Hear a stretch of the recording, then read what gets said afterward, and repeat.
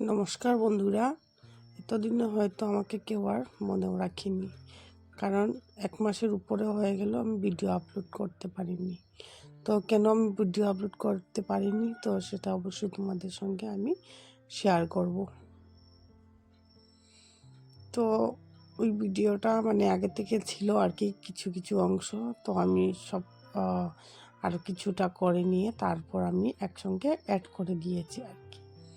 যে সবচেয়ে বড় কারণ হলো যেটা আমি ভিডিও দিতে পারিনি বা তোমাদের সঙ্গে আমি কিছুই শেয়ার করতে পারছি না, যে কেন ভিডিও দিতে পারছি না বা কেন দিচ্ছি না।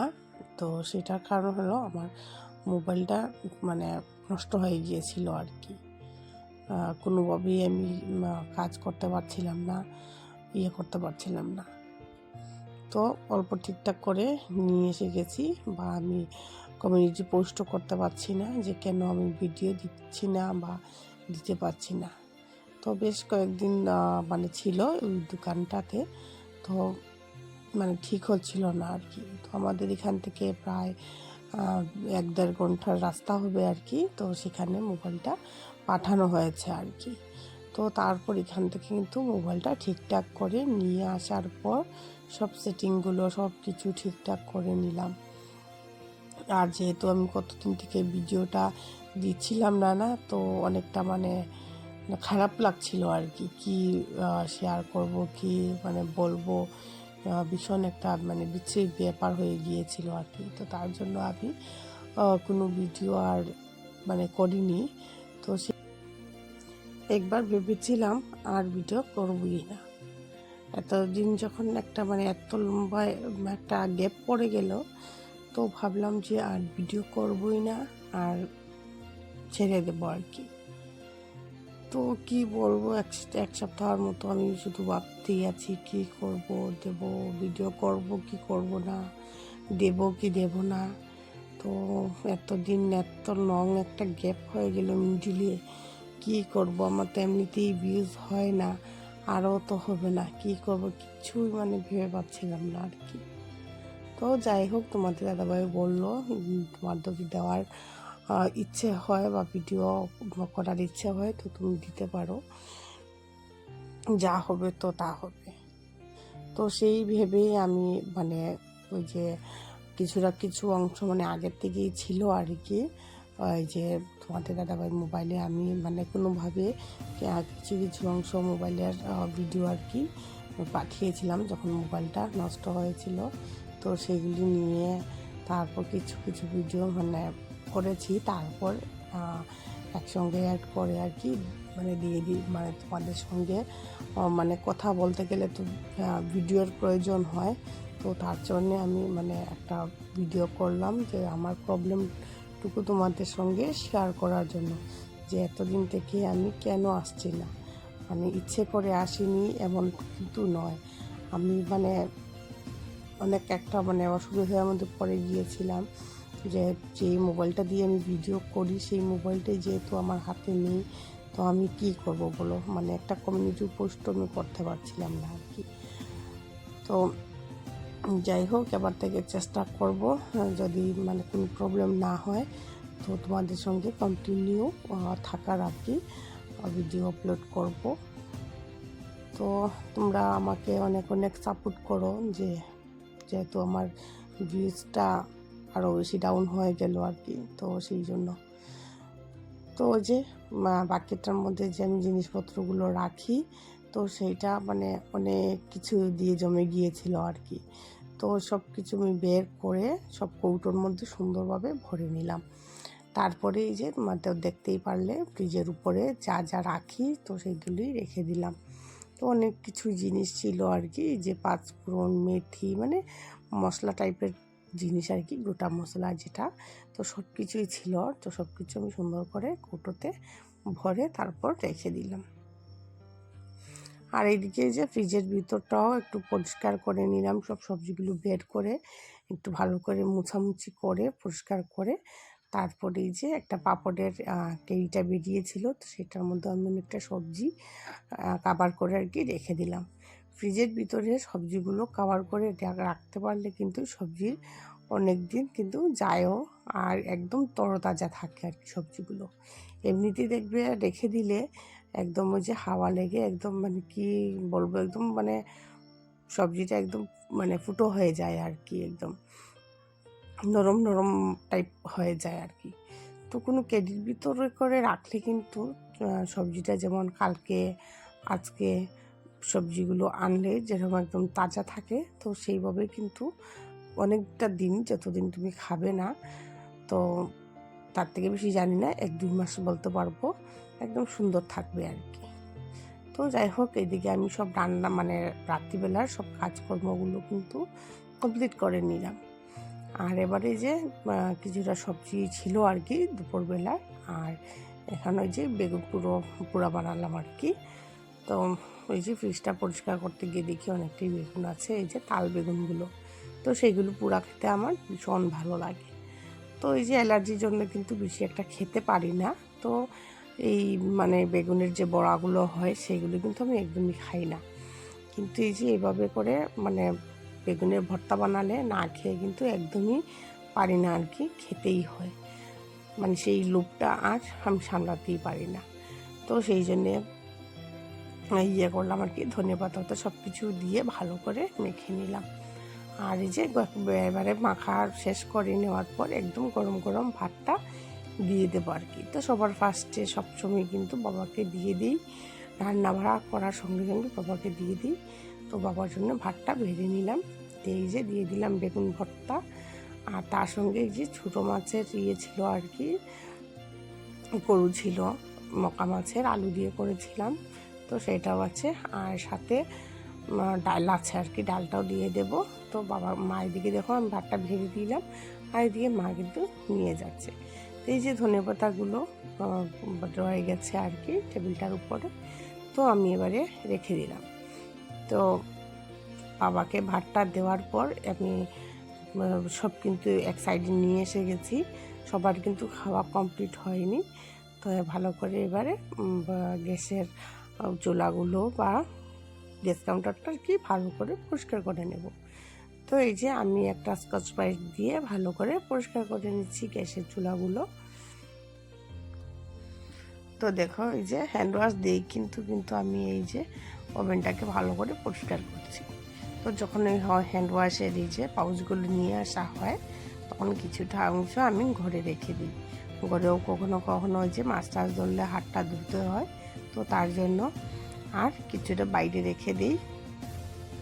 যে সবসময় তো সবাই কিন্তু ঘরের সিঙ্কে কিন্তু হাতটা ধয় না, সবসময় বাইরেই কিন্তু ইউজ হয় খাওয়া দাওয়ার পর, শুধুই কিন্তু বলতে পারো আমি ইউজ করি। তো এই যে হ্যান্ড ওয়াশ দিয়ে ভালো করে মানে চুলাটাকে গ্যাসে পরিষ্কার করে নিয়েছি। আর এবারে এই যে আবারও হ্যান্ড ওয়াশ নিয়ে নিলাম, আর এবারে ভালো করে এই গ্যাস কাউন্টারকেও ভালো করে আর কি পরিষ্কার করে নেব। তো চলো ভালো করে ঘষে নিই আর কি, তারপরে মুছে নেব। তো দেখো ভালো করে ঘষে আর গ্যাস কাউন্টারটা ভালো করে মুছে নিলাম। আর তার মধ্যে কিন্তু খাওয়া দাওয়াটাও কিন্তু কমপ্লিট হয়ে গেল। তোমাদের দাদাভাই এসে বললো যে যেহেতু ঘষে রেখেছ তো থাক, আর এবারে তুমি নিজেও খেয়ে নাও আর আমাদেরকেও কিন্তু খাওয়া দাওয়াটা দিয়ে নাও। তো সবাই কিন্তু খেয়ে চলে গেল, আর আমি এবার ভালো করে গ্যাস কাউন্টারটা মুছে নিলাম। তো দেখো খাওয়া দাওয়ার পর সব, আর এইটা হলো গিয়ে মানে বুধবারের রাত্রের ভিডিওটা আর কি। তো সেই জন্যে আমি অ্যাডজাস্ট করার জন্য এইটা পরের দিন যে ভিডিওটা অ্যাড থাকবে, তো সেটা কিন্তু বৃহস্পতিবারের মানে ভিডিওটা থাকবে আর কি। তো দেখো ভাতটার জার ছিল অল্প বের করে নিলাম আর ঢেকে রেখে দিলাম। তো তার মধ্যে কিন্তু অনেকটা রাত্র হয়ে গেল। তো চলো গুড নাইট। তো গুড মর্নিং বন্ধুরা। তো দেখো সকাল হয়ে গেল, আর আমি আবারও ঘরের কাজে লেগে পড়লাম। আর যেহেতু আমি রান্নাঘরের অনেকটা কাজ কমপ্লিট করে এসে গেলাম, তো জাস্ট ঘর ধরতাম বা মুছামুছি করে আর এই যে ঘর গুছাতে শুরু করলাম। তো সবার ফার্স্টে আমি এই যে টেবিলের কভারটা কিন্তু চেঞ্জ করলাম আর কি। তো এগুলি কাজ কিন্তু আমি যখনও চেঞ্জ করি মানে বৃহস্পতিবার দিন দেখে একটু পরিষ্কার পরিচ্ছন্ন করতে কিন্তু ভালো লাগে, যেহেতু বৃহস্পতিবারের দিনটা। তো দেখো আমি ইয়েটা করে নিচ্ছি আর কি, যে টেবিলের কাপড়টা চেঞ্জ করে নিলাম, আর এবারে সব টুকিটাকি জিনিসগুলো সুন্দরভাবে গুছিয়ে রেখে দেব। তো দেখো সুন্দরভাবে গুছিয়ে আমি এবারে জায়গাতে রেখে দিচ্ছি। তো টেবিলের কাজটাও কিন্তু আমার কমপ্লিট হয়ে গেল। আর ওই যে মেলার থেকে কিনে নিয়ে এসেছিলাম, তো সেই আয়নাটাই কিন্তু। তো যাই হোক আমি সব গুছিয়ে, আর এই যে আমার পানের বাটাটা আমার জান, তো সেটাকেও কিন্তু আমি সুন্দর করে গুছিয়ে রেখে দিলাম। আর এই যে এখন বিছানাটাও কিন্তু ভালো করে পরিষ্কার করে নেব।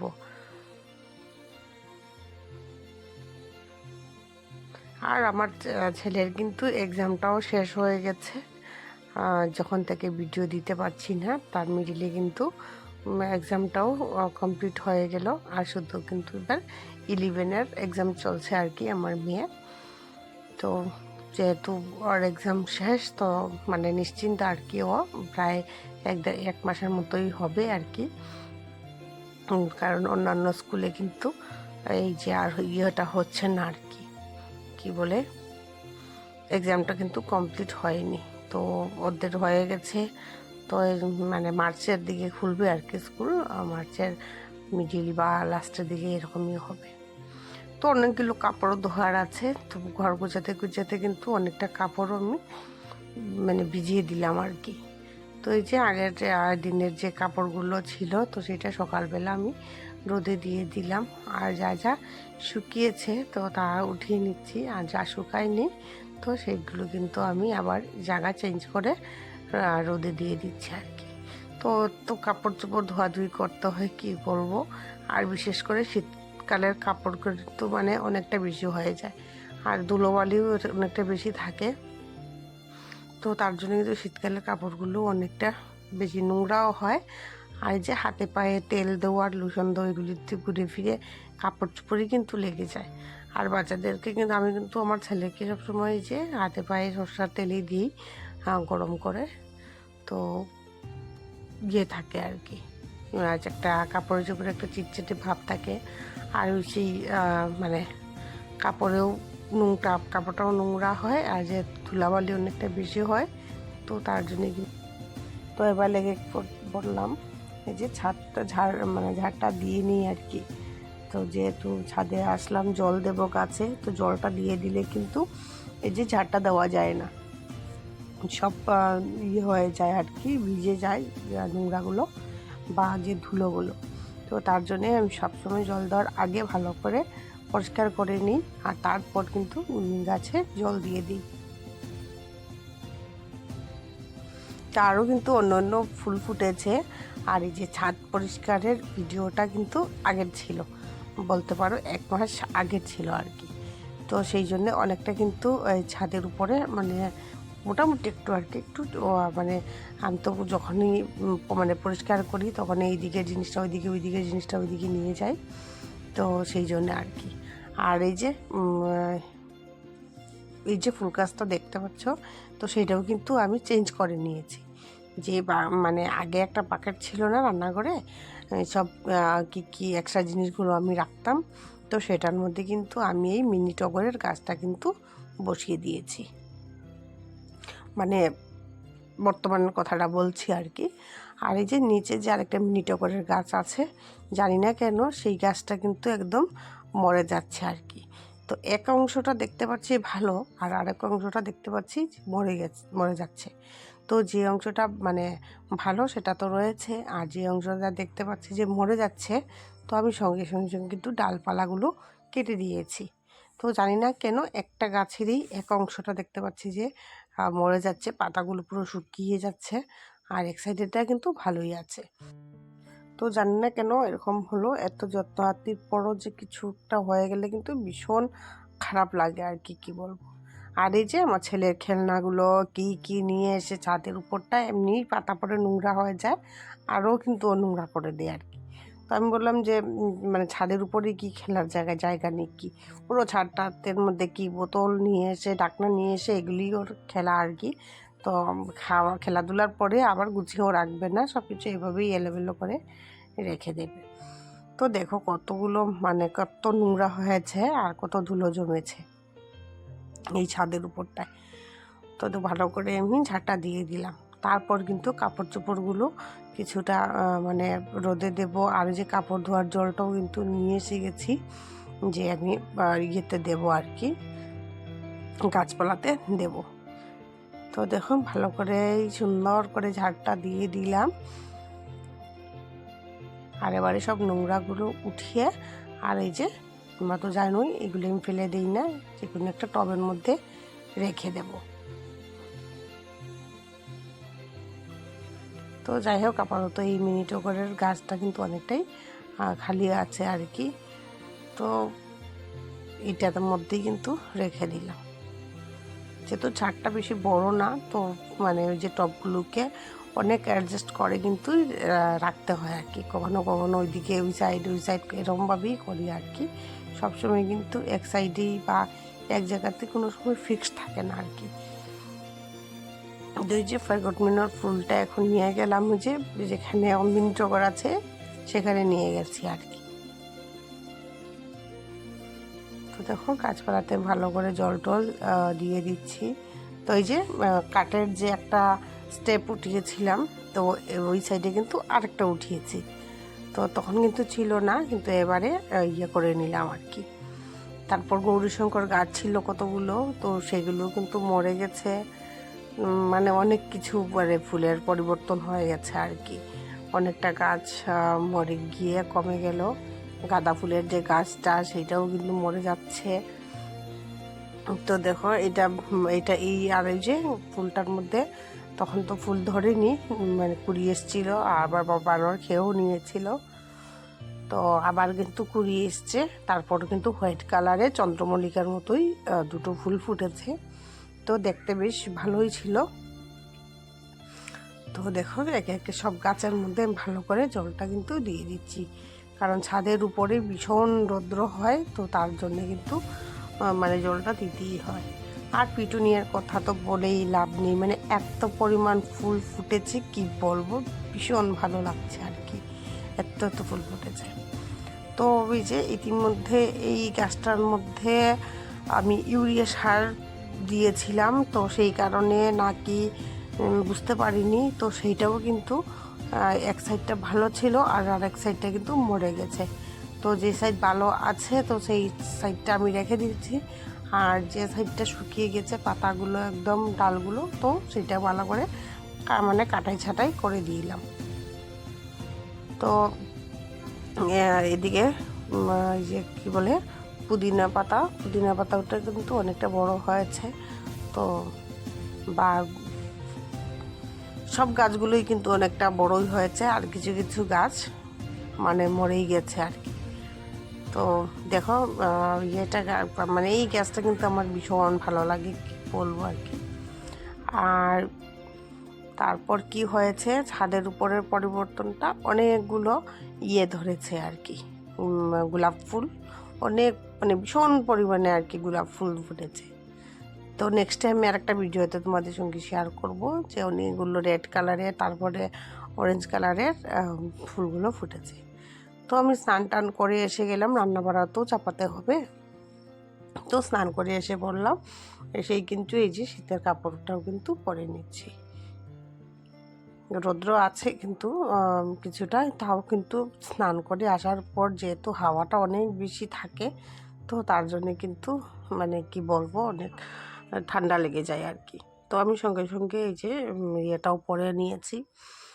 আর অনেক বিয়ে খেয়েছি আর কি ইতিমধ্যে, কি বলবো, আমার কাকাতো বোনের বিয়ে, তো কাকাতো বোনের বিয়ে হয়েছে, তো পাড়ার মধ্যে আরও দুটো বিয়েতে গিয়েছি, ভীষণ এনজয় করেছি আর কি, একদম পাশের বাড়িতেই।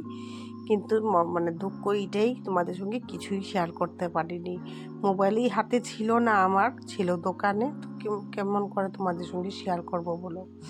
আর এই যে যখন নিয়েছিল আর কি আমার কাকাতো বোনকে আইবুড়ো খাওয়াচ্ছিলাম, তখন আমার মেয়ের মোবাইলে আর কি অল্প একটু ভিডিও করে রেখেছি। তো কোনো একটা ভিডিওর মধ্যে আমি এটা তোমাদের সঙ্গে নিশ্চয়ই শেয়ার করব। তো দেখো স্নান করে আমি ঠাকুর দিয়ে দিচ্ছি, যেহেতু বৃহস্পতিবার, তো সকাল সকাল ঠাকুরটা দিয়ে দিলে ভালো লাগে, তো ঠাকুর দিয়ে দিলাম। আর এবারে ঝটপট করে গিয়ে রান্না করে নেব।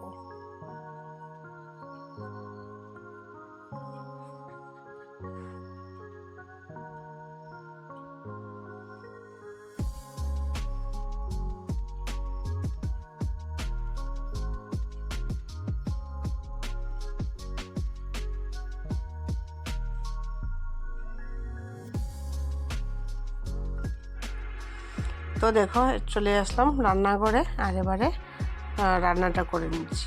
আর হ্যাঁ, ব্রেকফাস্টও কিন্তু করা হয়নি। তো এসে দেখো চিড়াটা ভেজে নিচ্ছি, চিড়ে ভাজা, আর সঙ্গে থাকবে দুধ চা। বাস বিরাট একটা খাওয়া আর কি।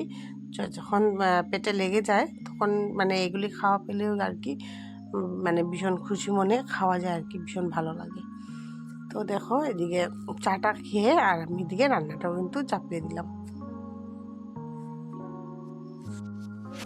তো আজকে বেশি কিছু রান্না করব না, কারণ অনেকটা কাজ করে অনেকটা লেট হয়ে গেছে। তো বানাচ্ছি আমি ফুলকপি, আলু, মটরশুঁটি, পনির সব কিছু দিয়ে একটা ইয়ে করছি আর কি, একটা সবজি করে নিচ্ছি।